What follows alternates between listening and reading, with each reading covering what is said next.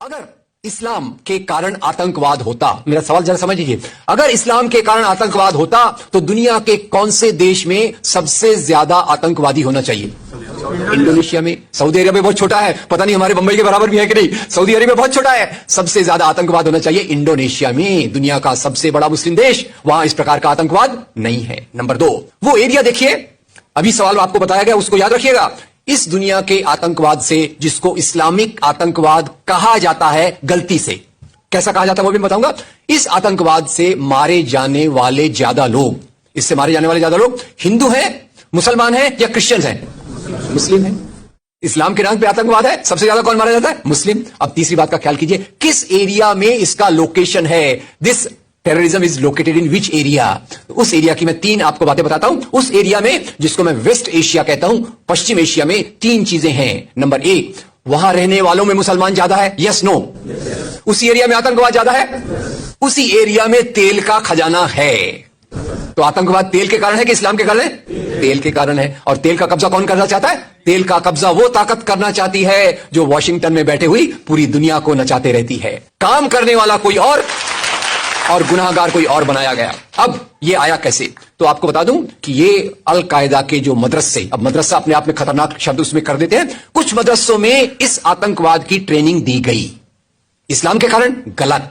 ये जो मदरसों में आतंकवाद की ट्रेनिंग दी गई, उसके पीछे भी जो हाथ था, 2 चीजों का था। सबसे बड़ा हाथ था अमेरिका का। अमेरिका ने $8,000 मिलियन, 7,000 टन हथियार दिए अल कायदा को। उनका ब्रेन वॉश किया गया। इस्लाम के जो 2 महत्वपूर्ण शब्द हैं, माफ कीजिएगा अगर मैं कुछ गलत कहूं, मैं इस्लाम का स्कॉलर नहीं हूं, समझने की कोशिश करता हूं, कुछ मैंने गलत कहा तो उसमें माफ कर दीजिएगा। तो 2 शब्दों को उन्होंने बदल दिया। एक शब्द था जिहाद। जिहाद तो जो है जिहाद अकबर, जिहाद असगर। जहां तक मेरी समझ है, जिहाद अकबर का मतलब होता है अपनी बुराइयों के खिलाफ लड़ना। जिहाद असगर का मतलब होता है समाज की बुराइयों के खिलाफ संघर्ष करना। तो इस जिहाद शब्द का मतलब बदलकर कर दिया गया कि जो भी व्यक्ति आपसे असहमत है, जो भी व्यक्ति को, किसी को पहले काफिर लेबल करो। अब काफिर का भी एक बहुत अलग मतलब है, I won't go to the details of that. तो काफिर किसी को बोलो, उसको मारो, तो उसको जिहाद के नाम दिया गया। और ये ट्रेनिंग उन मदरसाओं में हुई जिसको अमेरिका ने पैसा दिया, अमेरिका ने सिलेबस भी दिया। और तो और मेरी समझ है, मदरसों में कुरान की ट्रेनिंग देते हैं, वो कैसे होना चाहिए वो आपके बीच में चर्चा का मुद्दा है। पर यहां जो ट्रेनिंग दी गई, उसका सिलेबस वॉशिंगटन में बनाया गया। और खैर, ये क्यों बनाया गया उसके पीछे मैं पहले बहुत कोशिश करके, मेहनत करके लोगों को बोलता था ये अल कायदा इसके लिए बनाया गया।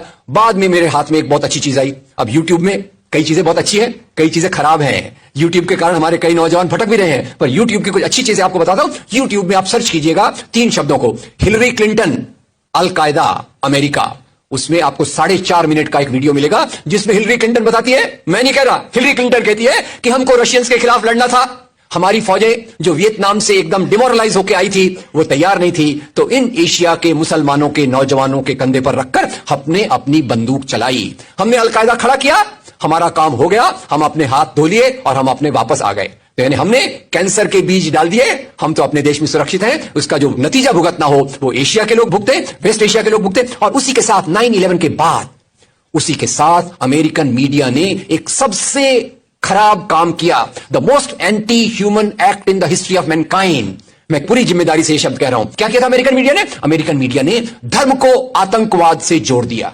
मजहब जो मोहब्बत सिखाता है, मजहब जो इंसान को इंसान बनना सिखाता है, उस मजहब के साथ इन्होंने आतंकवाद को जोड़ दिया और एक शब्द बनाया पहली बार, इस्लामिक टेररिज्म।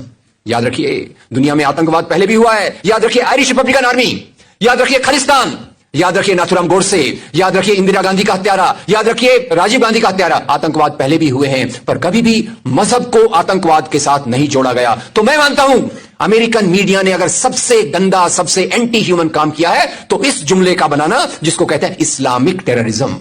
अब इसके पीछे इस्लाम का कोई हाथ नहीं। जिहाद शब्द का मतलब बदल दिया गया और काफिर शब्द का मतलब बदल दिया गया। यहां से ब्रेन वॉश की एक प्रोसेस चालू हुई और इसी को मैं कहता हूं, यह प्रोसेस जो चालू की, यह प्रक्रिया एक कैंसर होती है।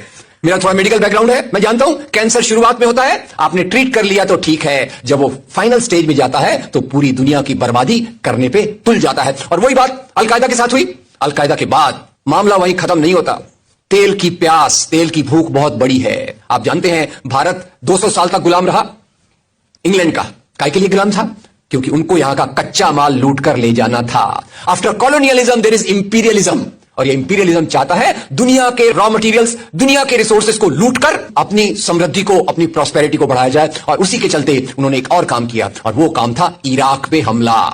अभी ब्रेक्सिट, अभी वो कौन सी रिपोर्ट आई है, मैं नाम भूल गया उसका, जिसमें ब्रिटेन के प्रधानमंत्री जो थे उनको एक गिल्टी करार हो रहा है।